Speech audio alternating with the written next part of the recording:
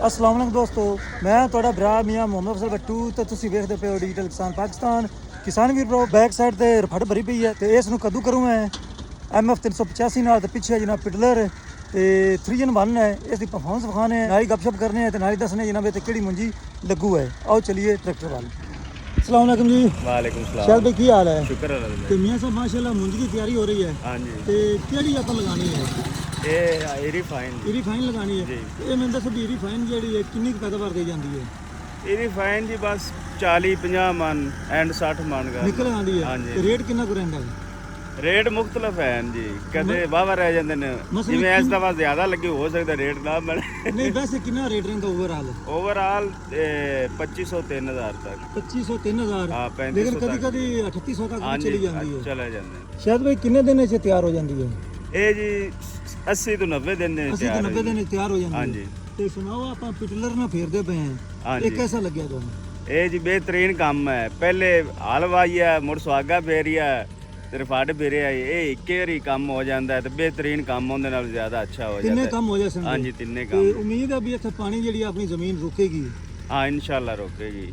ਕਿਉਂਕਿ ਅਗਰ ਆਪਾਂ ਪਹਿਲੇ ਆਪਾਂ ਦੋ ਰੱਲਾਂ ਦੀ ਲਾਉਣੀ ਹੈ, ਦੋ ਰਾ ਸੁਹਾਗਾ ਫੇਰਨਾ, ਹਾਂਜੀ, ਤੇ ਹੁਣ ਇੱਕੇ ਵਾਰੀ, ਉਹਦੇ ਖਰਚਾ ਵੀ ਜ਼ਿਆਦਾ ਆਵਿਆ ਤੇ ਹੁਣ ਇੱਕੇ ਵਾਰੀ ਹੁਣ ਇੱਕੇ ਵਾਰੀ ਹੋਵੇਗਾ, ਬਿਹਤਰੀਨ ਕੰਮ ਹੋ ਖਰਚਾ ਵੀ ਘੱਟ ਹੋ ਗਿਆ, ਦੋ ਗੁਣਾ ਖਰਚਾ ਘੱਟ ਹੋ ਗਿਆ। ਹਾਂਜੀ, ਤੇ ਵਧੀਆ ਰਿਜ਼ਲਟ ਹੈ। ਬਿਹਤਰੀਨ। ਤੇ ਦੋਸਤੋ ਇਹ ਕਮਾਲ ਹੈ ਜਨਾਬ ਐਮ ਅਕਰਮ ਜ਼ਰਾਈ ਇੰਡਸਟਰੀ ਮਾਨਾਵਾਲਾ ਦਾ।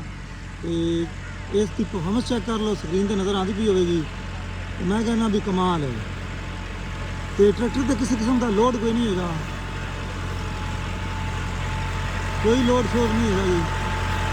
ਤੇ ਹਲੇ ਵੀ ਲੱਗਦੇ ਆਉਂਦੇ ਨੇ।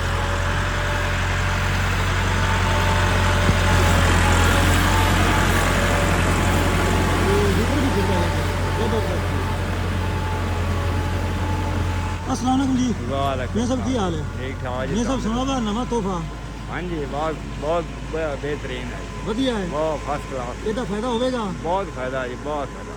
ਠੀਕ ਹੋ ਗਿਆ ਹੈ, ਮਤਲਬ ਹੱਲ ਵੀ ਵਿੱਚੇ, हाँ जी, ਸੁਹਾਗਾ ਵੀ, हाँ जी, ਰੂਟਰ ਵੀ। हाँ जी। ये दो शिफ्टा लगने ਜਿਹੜੇ ਹੁਣ ਇੱਕੇ ਸ਼ਿਫਟ ਦੇ ਸਾਥ ਹੈ ਸਾਰਾ ਹੋ ਜਾਂਦਾ। ਜ਼ਬਰਦਸਤ ਜੀ, ਮਾਸ਼ਾਅੱਲਾ ਜੀ। ਐਮ ਅਕਰਮ ਜ਼ਰਾਈ ਇੰਡਸਟਰੀ ਵਾਲੇ ਜਨਾਬ ਛਾ ਗਏ ਦੋਸਤੋ। ਤੇ ਜਿਨ੍ਹਾਂ ਦੋਸਤਾਂ ਵੀ ਅਗਰ ਇਸ ਤਰ੍ਹਾਂ ਦਾ ਕੋਈ ਵੀ ਜ਼ਰਾਈ ਇਲਾਜ ਲੈਣਾ ਹੋਵੇ ਤਾਂ ਸਕਰੀਨ ਤੇ ਦਿੱਤੇ ਗਏ ਨੰਬਰਾਂ ਤੇ ਰਾਬਤਾ ਕਰ ਸਕਦੇ ਹੋ। ਤੇ ਮੈਂ ਕਹਿੰਦਾ ਜੀ ਬੰਬ ਕਾਰਡ ਦਿੱਤੀ ਹੈ ਤੇ ਨਵਾਂ ਸ਼ਾਹਕਾਰ ਹੈ ਸਾਡੇ ਇਲਾਕੇ ਵਿੱਚ, ਪਹਿਲਾਂ ਆਪਾਂ ਹੀ ਲਿਆਂਦਾ ਜੀ। ਤੇ ਮਾਸ਼ਾਅੱਲਾ ਇਸ ਨੂੰ ਚਲਾ ਕੇ ਵਿਖਾਉਂਦੇ ਪਏ ਕਿਸਾਨ ਵੀਰ ਭਰਾਵਾਂ ਨੂੰ, ਤਾਂ ਕਿ ਜਿਨ੍ਹਾਂ ਦੋਸਤਾਂ ਨੇ ਸਿਰਫ ਉਹ ਕਹਿੰਦੇ ਨੇ ਵੀ ਅਸੀਂ ਹੱਲਾਂ ਸੁਹਾਗਾ ਫੇਰਨੇ ਤਾਂ ਸਾਡੀ ਜ਼ਮੀਨ ਜਿਹੜੀ ਪਾਣੀ ਰੋਕੇ। ਤੇ ਮੇਰਾ ਖਿਆਲ ਹੈ ਇਨਸ਼ਾਅੱਲਾ ਤਾਲਾ ਜਿੱਥੇ ਵੀ ਇਹ ਫਿਰ ਜਾਵੇਗਾ ਤਾਂ ਪਾਣੀ ਜ਼ਮੀਨ ਜ਼ਰੂਰ ਰੋਕੇਗੀ, ਕਿਉਂਕਿ ਮਸਾਮ ਜ਼ਮੀਨ ਦੇ ਬੰਦ ਹੋ ਜਾਣਗੇ। ਤੇ ਮੈਂ ਕਹਿੰਦਾ ਵੀ ਰੋਜ਼ਾਨਾ ਪਾਣੀ ਲਾਉਣ ਦੀ ਲੋੜ ਕੋਈ ਨਹੀਂ ਹੋਣੀ।